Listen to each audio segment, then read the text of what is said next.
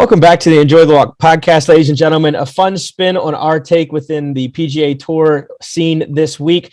We've got a traveling bartender, Crystal Waldner, on the show with us. Crystal has been, I'll just name a few of the places in the past few weeks: the Dell Technologies Match Play, the Players, the Arnold Palmer, the Honda, Torrey Pines, and even the Ryder Cup in the fall. Crystal, excited to hear what everything is involved with what you experience inside the PGA Tour events week in and week out. And I appreciate you joining us from sunny Texas. Yeah, you're welcome. I'm glad to be a part of your podcast today. And the weather is gorgeous here in downtown San Antonio and ready to kick off Valero this week, starting tomorrow. So I love it. And I know you've got whispers of headed down to Augusta too, which we'll get into a little later. But talk us through the last week. I know you were out at the Dell Technologies. What do you get to see that maybe some of us common folk don't get to from week in and week out? Yeah, I mean, obviously I get a lot of interactions with the players. You know, you get to see behind the scenes, get to see their practice rounds and get up close and personal that you just don't get to even when you attend these tournaments. So it's just really cool to kind of see that side of things. Get to see some bad swings when I know one of Taylor Gooch hit a nice ball into one of the suites right next to me and had to take a drop out of that and actually ended up with a really great shot on the 12 green. So I'm not sure, obviously, if the cameras get all of that, but just fun things for me to see. Yeah, it's always funny, Dante, you and I talk about it. These guys are human every now and then. Yeah, you're right. I mean, and that's the cool thing. And I think like what you just said right there is the more the behind the scenes, you could kind of get the true authentic style of what these players, come in on a day and out. I mean, what we see is pretty much the glamorized, high end, we hear every pure shot, but that's kind of crazy that, you don't really see too often. And I mean, you're right there pretty much next to the ropes and in the ropes. Yeah, I get a lot of the guys that are hollering and all the drunk things that you guys don't get to hear them yelling the obscenities at the players. I'm probably the cause of some of that by serving them one too many drinks, but part of the gig for sure. I got to ask, how long have you been inside the ropes working with the PGA Tour, and what made you want to say, you know what, I'm gonna go out there and travel and go on the road with the PGA Tour? So I actually started, I'm from South Dakota, is where I'm from. And I actually started working bike rallies. So the Sturgis bike rally. And from there just started meeting girls that travel all over and do this. And I was like, you can travel and bartend? That sounds awesome. So I kind of like hopped on that. And I've always been into golf. I golfed in high school. And I joined the Caddy girls last year. And that's just been a really cool network of girls and everything that I've gotten in with them.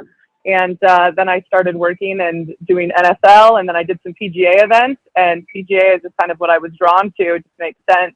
And it's just a really cool, fun thing to be a part of. So it's just been a whirlwind of things, and I can't wait to see exactly where this year goes and kind of living it by the week and enjoying it. So for sure. I know there's always an element to an actual PGA event in person as opposed to taking it in over TV like a lot of people do across the country. My last PGA event was down in Baltimore at the BMW during the FedEx Cup last year. And it was just such a rowdy experience. The crowd in Baltimore was awesome. And then it went into like a 5-hole playoff. So beer kept flowing. Everybody was just getting more and more rowdy every hole as it went on. What do you get to see, and what's maybe an event or two that sticks out to you since you've gotten to travel that just maybe gets a little more rowdy than the rest? And I'm gonna hold you to picking something other than the waste management. Yeah, I mean that is clearly one that this year was wild. Obviously, if you watch that, I wasn't even on hole 16, and where I was at was wild. But so I guess what comes to mind is API. Obviously, we're talking about the Arnold Palmer. I was on hole 8. In a suite with all these guys, and these guys would bring one of those little spin wheel animal things or whatever, and they're betting on it. So they're betting $20 on everything here, and we've got Rory teeing off right behind us, and of course they do this and they scream and yell as Rory's about to take his swing. So I don't know if you could see that on TV. Rory hesitated But behind the scenes, behind me, I've got these guys screaming and yelling and being like, I just want all this money. And Rory's like, why do I have to deal with these drunk people? So sorry, Rory, for probably serving these guys. I love it. Yeah, it's always one of those things where you know at some point on the course, even if you're out there watching it on the course in person, somebody in a suite or a box somewhere, or even just in the stands behind a green or something, is getting served maybe one or two too many during the day. Yeah, and I mean, PGA is very strict and about the rules, and we do, no shots, no doubles, everything like that. But I mean, there's a lot of places on course where they can get drinks, so no one knows exactly, how many that they've had, and especially the hospitality tent. Everyone, I mean, that's the whole point, though. You're there to have a good time and enjoy it, and I think it brings more fun to the game too. Obviously, with waste management, I think y'all see that people get a little rowdy and have a little fun. Yeah, I think as the game continues to go towards that too, that more of like laid back, have fun atmosphere, not so kind of uptight and suited mentality, I guess you could say.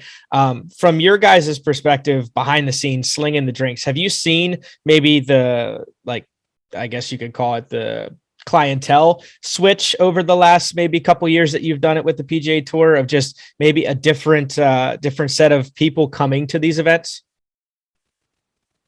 I mean, there's always the younger crowds on Saturdays. I mean, you kind of have like the first couple of days. You always can tell the difference between the people who are actually there to watch golf and the people that have no idea what's going on. The players will walk right behind them and they have no clue.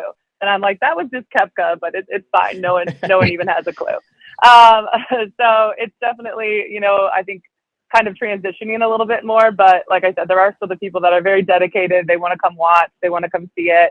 And that's just the cool part of being there and being, at these suites and at these events where you get really up close and personal, especially here with Valero. It's a smaller tournament, so you really do get to be a lot closer to these players and really interact. So it's a cool thing to experience.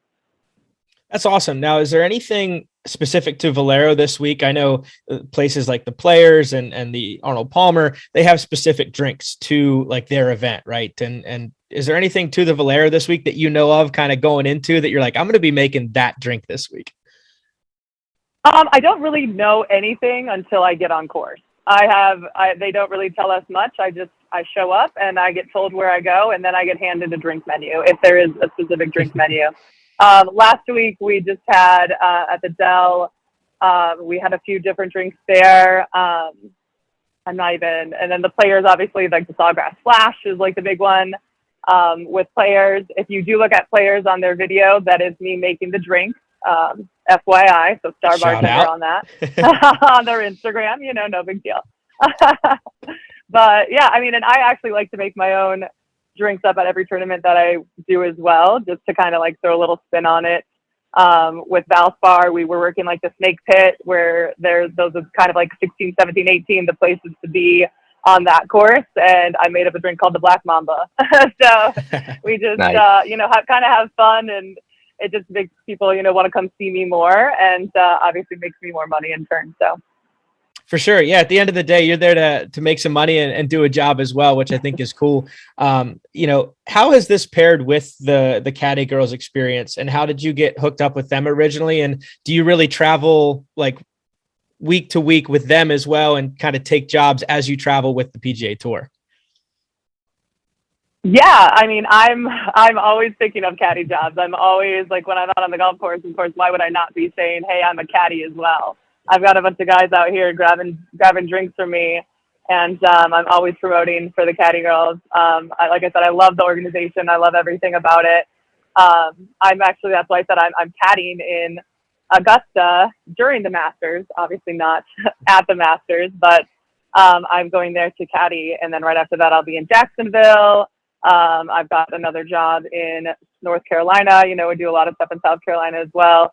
So I'm always picking up jobs. I mean, if guys want to hire me while I'm here for the week and I have a day or two, like, I will caddy for them on Monday after the tournament. I can't caddy during the week and they always want me to, but if I've got time and I don't have a flight to catch or another destination to be, I'm always down to pick up a caddy job and get on the golf course again. Well, I think that's really cool too, because like you said before, you played as well, so you, I think, maybe know the game a lot better than maybe even some of these guys that are coming to get you to caddy. So I'm sure you're an asset on the course as well. I definitely like to, do a little out drive competition here or there when I'm out caddying with the guys, and throw that in there, a little chippo or a little, little contest, and see if their skills are really up to par. But I mean, I don't get to obviously play as much as I would like, but when I do get to get out and swing a club, I'm always about it. So. I love it, Dante. She's out there trying to take some guys for some extra cash. I can see it. I like to whip my ass, but Oh, is that what we're gonna do here? Do we need to have a showdown or what? no, I'm saying you'll probably show me up, but we might have to see what's going on. Next time you're on the East Coast, we might just have to, for sure. Now, are you I guess so? You follow the PGA Tour schedule then, so you're pretty much week to week wherever they're at. If you're not, working with the caddy girls or caddying.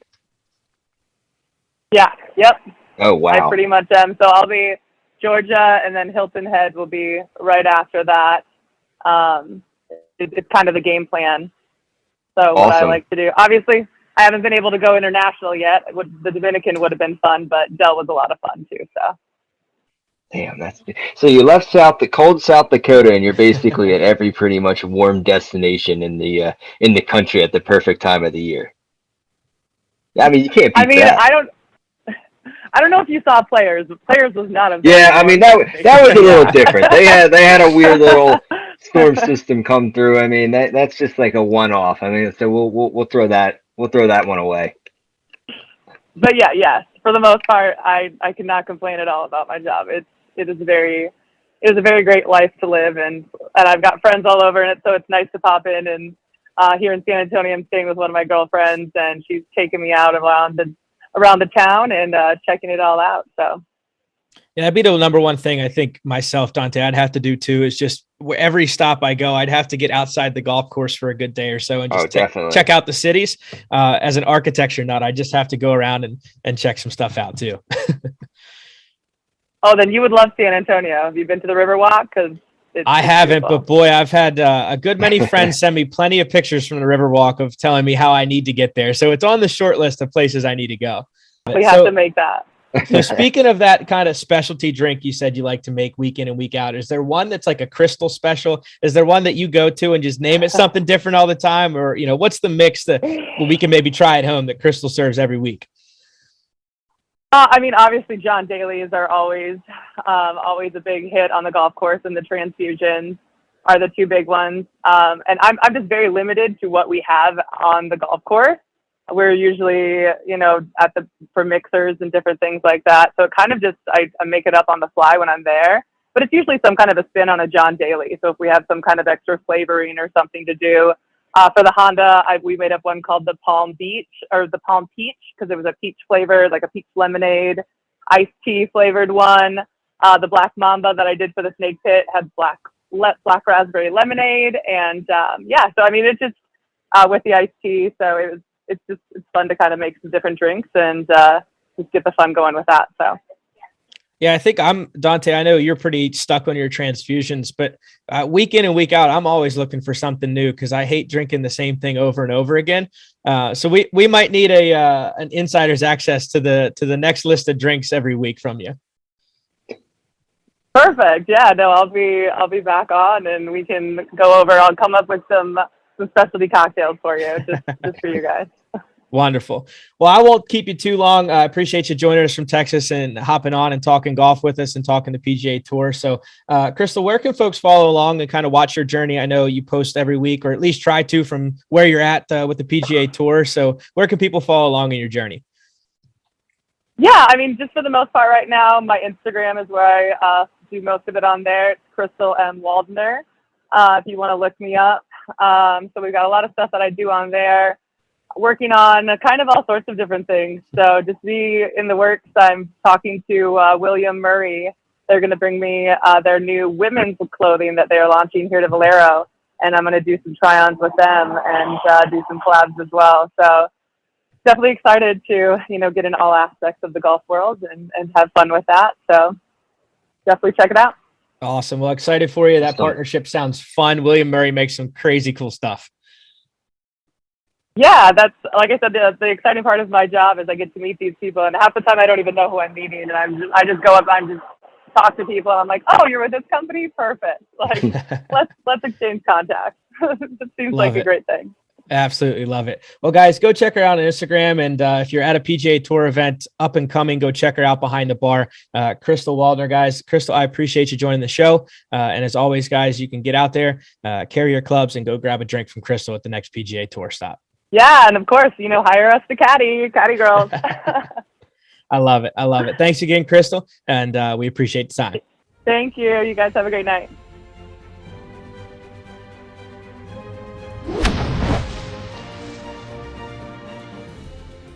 That's the stuff. One shot is